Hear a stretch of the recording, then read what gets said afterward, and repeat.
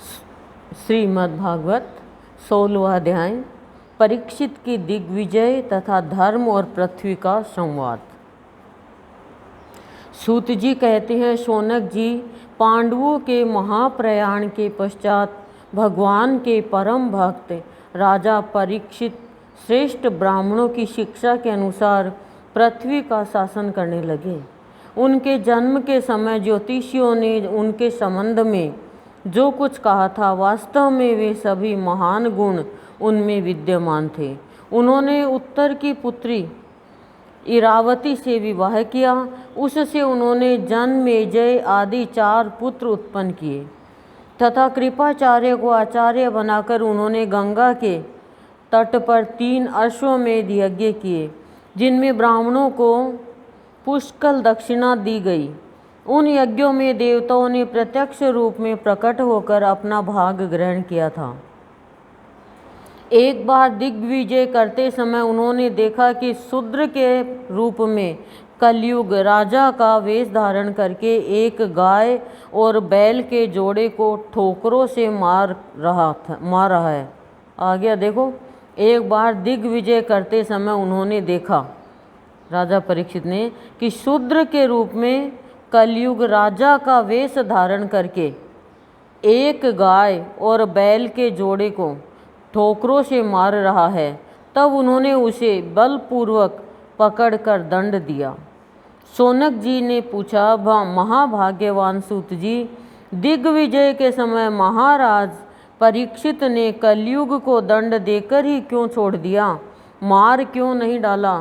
क्योंकि राजा का वेश धारण करने पर भी था तो वह अधम शूद्र ही, जिसने गाय को लात से मारा था।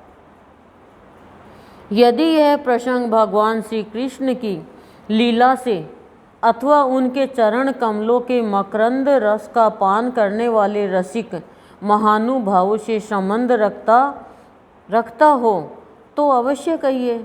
दूसरी व्यर्थ की बातों से क्या लाभ? उनमें तो आयु व्यर्थ नष्ट होती है।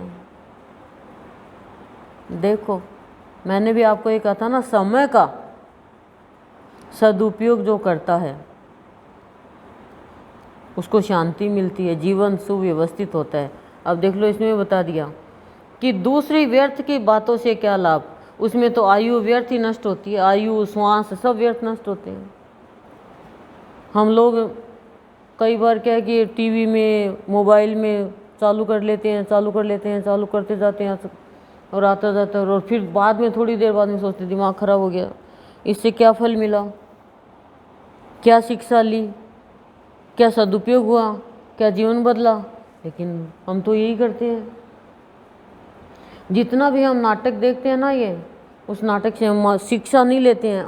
आजकल कोई देखो क्या बोले हो, लेकिन नियंत्रण करना आना चाहिए अपने आप को। मन है ना, उसमें रुचि लेता है जो निरर्थक बातों में। कब तक? जब तक मन सात्विक नहीं है। कोई खराब चीज़ हो तो ऐसे देखे, तुरंत हट जाओ। अच्छी चीज़ को देखो, भगवान को देखो, तो फिर मन सोचेगा अब तो मेरी नहीं चलेगी। क्योंकि मन को भी रस चाहिए, और वो रस भक्ति में मिलता तो मन कितना शांत बैठा है। पर मन को हम कहते ले तो ये खा ले, ले तो ये खा ले, ले तो ये खा ले, तो मन भटकता रहता है। और सत्संग में आके मन कहीं पर भी नहीं जाता है। क्यों? क्योंकि मन को चाहिए यही रस। भंवरे को आप दूध पिलाओगे और नहीं पिएगा, उसको तो फूलों का रस चाहिए। और आप उसको अनार का रस पिला रहे हो तो मर जाएगा उसमें डूब के। हो उसको तो फूलों का रस चाहिए, तो भूं भूं भूं भूं करता फिरता है। तो ऐसे मन भंवरा है। वैसे तो मन कुछ भी नहीं है, मन की कोई अवस्था ही नहीं है जब तक सत्संग का रंग नहीं लग जाता है उसके।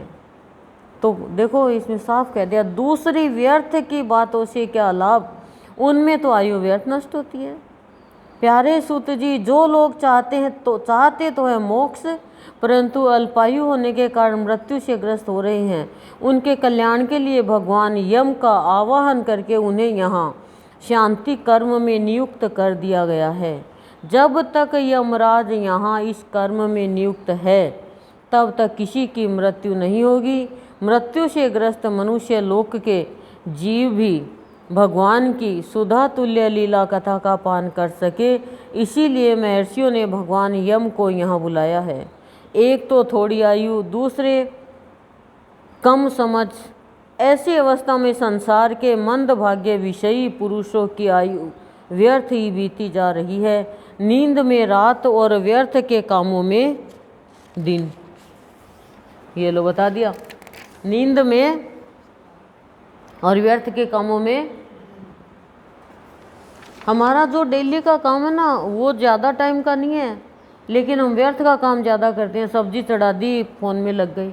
फ़ोन करो, चाहे जितना फ़ोन करो, लेकिन फ़ोन के द्वारा सत्संग करो।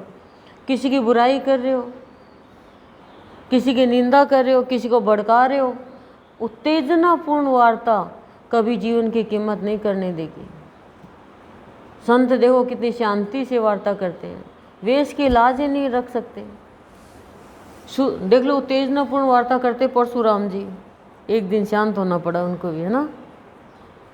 सूत जी ने कहा, जिस समय राजा परीक्षित कुरु जांगल देश में सम्राट के रूप में निवास कर रहे थे, उस समय उन्होंने सुना कि मेरी सेना द्वारा सुरक्षित साम्राज्य में कलयुग का प्रवेश हो गया है। इस समाचार से उन्हें दुख तो अवश्य हुआ, परंतु यह सोचकर कि युद्ध करने का अवसर हाथ लगा, वे उतने दुखी नहीं हुए। इसके बाद युद्धवीर परीक्षित ने धनुष हाथ में ले लिया। वे श्याम वर्ण के घोड़ों से जुते हुए सिंह की ध्वजा वाले सुसज्जित रथ पर सवार होकर दिग्विजय करने के लिए नगर से बाहर निकल पड़े। उस समय रथ, हाथी, घोड़े और पैदल सेना उनके साथ साथ चल रही थी। उन्होंने भद्राश्व, केतुमाल, भारत, उत्तर कुरु और किमपुरुष आदि सभी वर्षों को जीतकर वहाँ के राजाओं से भेंट ली। उन्हें उन देशों में सर्वत्र अपने पूर्वज महात्माओं का सुयश सुनने को मिला। उस यशोगान से पद पद पर भगवान श्री कृष्ण की महिमा प्रकट होती थी। इसके साथ ही उन्हें यह भी सुनने को मिलता था कि भगवान श्री कृष्ण ने अश्वत्थामा के ब्रह्मास्त्र की ज्वाला से किस प्रकार उनकी रक्षा की थी। यदुवंशी और पांडवों में परस्पर कितना प्रेम था तथा पांडवों की भगवान श्री कृष्ण में कितनी भक्ति थी। जो लोग उन्हें ये चरित्र सुनाते उन पर महामना राजा परीक्षित बहुत प्रसन्न होते, उनके नेत्र प्रेम से खिल उठते। वे बड़ी उदारता से उन्हें बहुमूल्य वस्त्र और मणियों के हार उपहार रूप में देते।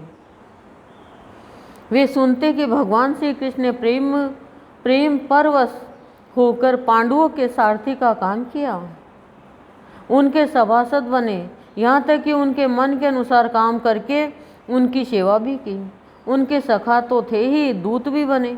वे रात को शस्त्र ग्रहण करके वीरासन से बैठ जाते और शिविर का पहरा देते। उनके पीछे पीछे चलते, स्तुति करते तथा प्रणाम करते। इतना ही नहीं, वो अपने प्रेमी पांडवों के चरणों में उन्होंने सारे जगत को झुका दिया। तब परीक्षित की भक्ति भगवान श्री कृष्ण के चरण कमलों में और भी बढ़ जाती। इस प्रकार वे दिन दिन पांडवों के आचरण का अनुसरण करते हुए दिग्विजय कर रहे थे। उन्हीं दिनों उनके शिविर से थोड़ी ही दूर पर एक आश्चर्यजनक घटना घटी, वह मैं आपको सुनाता हूँ। धर्म बैल का रूप धारण करके एक पैर से घूम रहा था। एक आश्चर्यजनक घटना घटी तो कह रहे हैं वो सुनाता हूँ। क्या? धर्म बैल का रूप धारण करके एक पैर से घूम रहा था। एक स्थान पर उसे गाय के रूप में पृथ्वी मिली, पृथ्वी गाय के रूप में, धर्म बैल के रूप में, और एक ही पैर से घूम रहा था। पुत्र की मृत्यु से दुखिनी माता के समान उसके नेत्रों से आंसुओं के झरने झर रहे थे। उसका शरीर श्रीहीन हो गया था। धर्म पृथ्वी से पूछने लगा। धर्म ने कहा, कल्याणी, कुशल से तो होना है, तुम्हारा मुख कुछ कुछ मलिन हो रहा है, तुम श्रीहीन हो रही हो। मालूम होता है तुम्हारे हृदय में कुछ न कुछ दुख अवश्य है। क्या तुम्हारा कोई संबंधी दूर देश में चला गया है जिसके लिए तुम इतनी चिंता कर रही हो? कहीं तुम मेरी तो चिंता नहीं कर रही हो कि अब इसके 3 पैर टूट गए, एक ही पैर रह गया है। संभव है तुम अपने लिए शोक कर रही हो कि अब शूद्र तुम्हारे ऊपर शासन करेंगे। तुम्हें इन देवताओं के लिए भी खेद हो सकता है जिन्हें अब यज्ञों में आहुति नहीं दी जाती, अथवा उस प्रजा के लिए भी जो वर्षा न होने के कारण अकाल एवं दुर्भिक्ष से पीड़ित हो रही है। देवी, क्या तुम राक्षस सरीखे मनुष्यों के द्वारा सताई हुई आरक्षित स्त्रियों एवं आर्त बालकों के लिए शोक कर रही हो? देखो क्या बताया, राक्षस सरीखे मनुष्य, क्या मनुष्य भी राक्षस के जैसे हैं? द्वारा सताई हुई आरक्षित स्त्रियों एवं आर्त बालकों के लिए शोक कर रही हो। संभव है विद्या अब कुकर्मी ब्राह्मणों के चंगुल में पड़ गई है और ब्राह्मण विप्रद्रोही राजाओं की सेवा करने लगे हैं और इसी का तुम्हें दुख हो। आज के नाम मात्र के राजा तो 16 आने कलयुगी हो गए हैं। उन्होंने बड़े बड़े देशों को भी उजाड़ डाला है। क्या तुम उन राजाओं या देशों के लिए शोक कर रही हो? कितने सारे प्रश्न देखो। आज की जनता खान पान, वस्त्र, स्नान और स्त्री सहवास आदि में शास्त्रीय नियमों का पालन न करके स्वेच्छाचार कर रही है। क्या इसके लिए तुम दुखी हो? माँ पृथ्वी, अब समझ में आया हो न हो तुम्हें भगवान श्री कृष्ण की याद आ रही होगी, क्योंकि उन्होंने तुम्हारा भार उतारने के लिए ही अवतार लिया था और ऐसी लीलाएं की थी जो मोक्ष का भी अवलंबन है। अब उनके लीला संवरण कर लेने पर उनके परित्याग से तुम दुखी हो रही हो। देवी, तुम तो धन रत्नों की खान हो। तुम अपने क्लेश का कारण जिससे तुम इतनी दुर्बल हो गई हो मुझे बतलाओ। मालूम होता है बड़े बड़े बलवानों को भी हरा देने वाले काल ने देवताओं के द्वारा वंदनीय तुम्हारे सौभाग्य को छीन लिया है। पृथ्वी ने कहा, धर्म, तुम मुझसे जो कुछ पूछ रहे हो वह सब स्वयं जानते हो। जिन भगवान के सहारे तुम सारे संसार को सुख पहुंचाने वाले अपने चारों चरणों से युक्त थे, जिनमें सत्य, पवित्रता, दया, क्षमा, त्याग, संतोष, सरलता, शम, दम, तप, समता, तितिक्षा, उपरति, शास्त्र विचार, ज्ञान, वैराग्य, ऐश्वर्य, वीरता, तेज, बल, स्मृति, स्वतंत्रता, कौशल, कांति, धैर्य, कोमलता, निर्भीकता, विनय, शील, साहस, उत्साह, बल, सौभाग्य, गंभीरता, स्थिरता, आस्तिकता, कीर्ति, गौरव और निरहंकारता, ये 39 अप्राकृत गुण तथा महत्वाकांक्षी पुरुषों के द्वारा वांछनीय यानी शरणागत वत्सलता आदि और भी बहुत से महान गुण उनकी सेवा करने के लिए नित्य निरंतर निवास करते हैं। एक क्षण के लिए भी उनसे अलग नहीं होते। उन्हीं समस्त गुणों के आश्रय सौंदर्य धाम भगवान श्री कृष्ण ने इस समय इस लोक से अपनी लीला संवरण कर ली और यह संसार पापमय कलयुग की कुदृष्टि का शिकार हो गया। देखो कि सब सेवा करते हैं, इनके बारे में बताएंगे कभी खुलकर। 39 ये जो गुण मनुष्य के अंदर होते वो सब सेवा में लगे रहते हैं भगवान के।